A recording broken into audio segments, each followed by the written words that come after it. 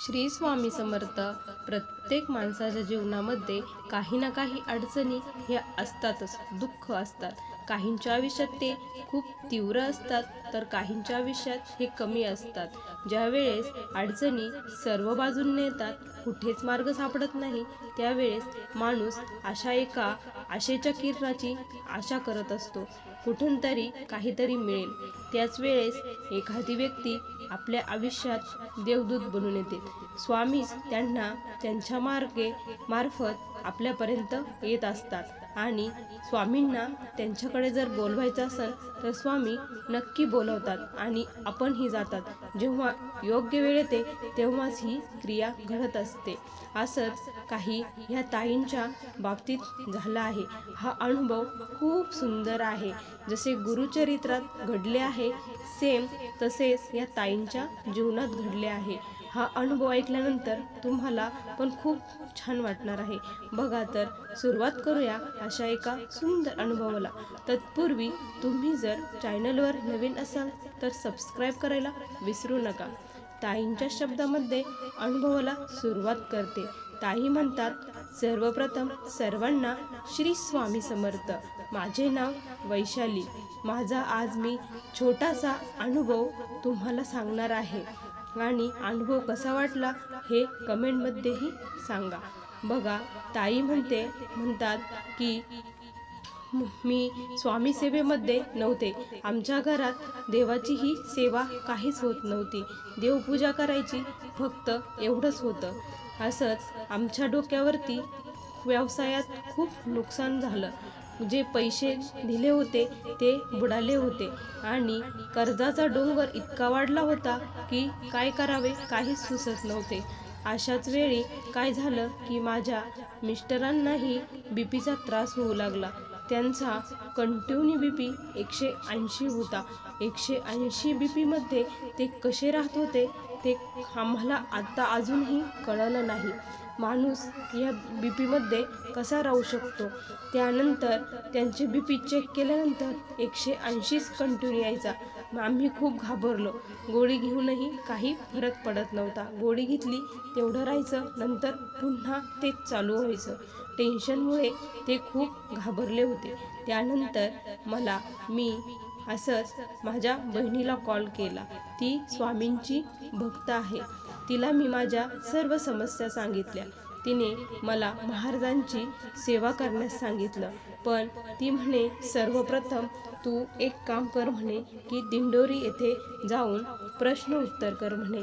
तिथे तुझी सर्व प्रश्नाची उत्तर मिळतील आणि योग्य सेवा मिळून तू व्यवस्थित तुझं सर्व होईल. तिचं ऐकल्यानंतर मी लगेच दिंडोरी सिटी जाण्यासाठी मी तयार झाले. अडचणी खूप आल्या कारण स्वामींची काही सेवा नव्हती आणि तिथं जाण्यासाठी खूप मोठी शक्ती पाठीशी लागते.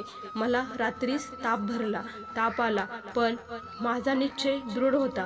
काहीही झालं तरी मला जायचंच आहे. मी जाणारच आहे. माझी स्वामी मला बरोबर नेतील असं म्हणून मी निघाले. आम्ही गेलो. माझ्या डोळ्यातून खूप पाणी गळत होतं. काय करावं मला काही सुचत नव्हतं.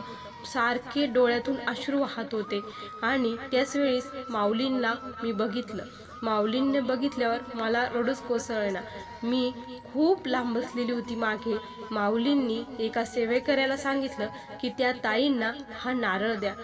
माऊलींनी मला म्हणजे स्वामींनीच मला आशीर्वाद दिला. आशीर्वादाचे नारळ दिलं. त्यानंतर आम्ही घरी आलो. घरी आल्यानंतर मला तिथे खूप सेवा सांगितल्या गेल्या की तुमच्या देवघराला माशी लागली आहे. माशी लागल्यामुळे तुमचे देव ही भंगले आहे. ते तपासून घ्या. त्याचं विसर्जन करा. नवीन देवघर बनवा. नवीन देव बनवा. केंद्राप्रमाणे देवघर देव्हारा करा. तुमचे सर्व प्रश्न सुटतील असे तिथे सांगण्यात आलं. त्यानंतर मी सर्व सेवेचं तेथूनच घेऊन आले कारण मिस्टरांसाठी तेथे रुद्रयंत्रावरील 41 दिवस रुद्राभिषेक ही सेवा सांगण्यात आली होती. मी रुद्रयंत्र वगैरे गळती सर्व घेऊन आले. त्यानंतर काय झालं की एक व्यक्ती आमच्या घरी आले. हे आले आणि त्यांनी सांगितलं की इकडे ये. माझ्या हातामध्ये फूल दिलं आणि मला म्हणे की तुझा नवरा हा खूप संकटात आहे, त्याला कुणाचा फोन आला तर लगेच घराबाहेर जाऊ देऊ नको.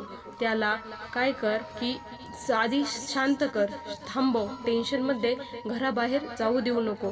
आणि त्यांनी मला रुद्राक्ष दिले. त्याच्या गळ्यामध्ये अभिषेक करून हा रुद्राक्ष बांध आणि एक रुद्राक्ष देवघरामध्ये ठेवण्यासाठी दिला. हा रुद्राक्ष पाण्यामध्ये ठेव, काही होणार नाही असे सांगितले आणि ते गेले.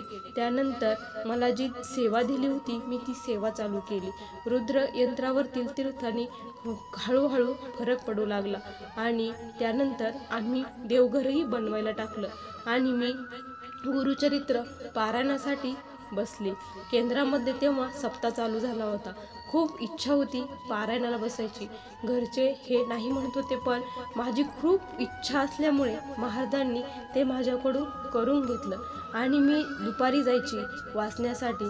वाचायला गेल्यानंतर मी एकटीच होती आणि जो त्या बाईचा अनुभव होता गुरुचरित्रातील की तिचे मिस्टर वारतात आणि तिला महाराज एका जटाधारीच्या रूपात येऊन 4 रुद्र देतात, ती गळ्यात बांधायला सांगतात.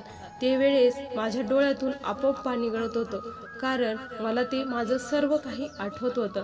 कारण ते दुसरं कोणी नव्हतं तर ते माझे स्वामी मला रुद्र देण्यासाठी आले होते. माझी काहीतरी मागची पुण्याई होती म्हणून स्वामींनीच माझे मिस्टरांचे प्राण वाचवले. त्यानंतर जी काही लक्ष्मी प्राप्तीची सेवा दिली होती तीही आम्ही चालू केली. देवघर देव्हारा एकदम व्यवस्थित केला. नवीन देव बनवले, नवीन देव्हारा बनवला आणि लक्ष्मी प्राप्तीची सेवा केल्यानंतर व्यापारात हळूहळू वाढ होऊ लागली, बदल झाला. जे पैसे गुंतले होते तेही झाले, जे सोनं गहाण टाकलं होतं तेही घरी आलं. असा खूप मोठा अनुभव माझ्या जीवनामध्ये स्वामींनी मला दिला आहे. तेव्हापासून मी स्वामींना कधी विसरले नाही. माझ्या मुखात फक्त आणि फक्त श्री स्वामी समर्थ हाच मंत्र असतो. मला स्वामींनी असा दिव्य असा अनुभव दिला आहे. यानंतर स्वामी माझ्याकडून अशीच निरंतर तुम्ही सेवा करून घ्यावी अशी माझी तुमच्या चरणी प्रार्थना आहे. एवढे बोलून मी माझा अनुभव संपते. बघा स्वामी भक्तांनो, किती सुंदर असा अनुभव होता. मागच्या जन्मीचं आपलं काहीतरी पुण्य असल्यावरती ह्या गोष्टी घडत असतात. ज्याला स्वामींना बोलवायचं त्यालाच स्वामी बोलवतात. ज्याला त्यांच्यापाशी घ्यायचंच नाही त्याला स्वामी कधीही येऊ देणार नाही. महाराज आपण तिथे जातो, आपण सेवा करतो, हे जरी आपण करत असतो पण ते महाराज आपल्याकडून करून घेत असतात. इच्छा जरी आपली असली तरी करता करविता ते स्वामीच आहे. स्वामींना सर्व काही माहीत आहे, कोण कसे आहे हेही माहिती आहे. आपल्या पूर्ण प्रारब्धानुसारच आपल्याला स्वामी भेटत असतात. आपल्याला भेटले आहे त्यांचा योग्य आपण हे केलं पाहिजे. स्वामींची सेवा ही केली पाहिजे. स्वामीवरती श्रद्धा, भाव, विश्वास ठेवल्यानंतर स्वामी नक्की प्रत्येकाला मदतीला धावून जातात म्हणजे जातात. या कलियुगाचे चालक, मालक, पालक हे स्वामी महाराज आहे. त्यामुळे त्यांच्या सेवेत आपण आहो हे आपले परम भाग्य आहे. या महाराजांना कधीही विसरू नका. कितीही संकट येऊ, काहीही येऊ, काही जीवनात काहीही येऊ, एक मनाशी ठाम निश्चय धरायचा की स्वामी तुम्ही माझ्यासोबत आहे. मला घाबरण्याची काहीही गरज नाही. जे काही संकट आले आहे फक्त त्याच्याशी लढण्यासाठी मला सामर्थ्य द्या, मला बळ द्या, याच्यातून मला बाहेर काढा अशी स्वामींना विनंती करा. आणि बघा स्वामी तुम्हाला याच्यात बळ देणार आणि चांगले दिवस यायला वेळ लागत नाही. कारण स्वामी नेहमी म्हणायचे की आलेली वेळ ही कधीच राहत नाही. चांगलंही जातं आणि जर वाईटही असेल तेही जातं. प्रत्येकाला काही ना काही असतंच. बघा असे खूप असंख्य अनुभव आहे स्वामींचे. हे अनुभव ऐकल्यानंतर आपल्यातील श्रद्धा, भाव हा वाढत असतो. चला तर मग पुन्हा भेटूया अशाच एका सुंदर अनुभवासोबत. तोपर्यंत सर्वांना श्री स्वामी समर्थ. जय जय स्वामी समर्थ. श्री गुरुदेव दत्त. श्री स्वामी समर्थ.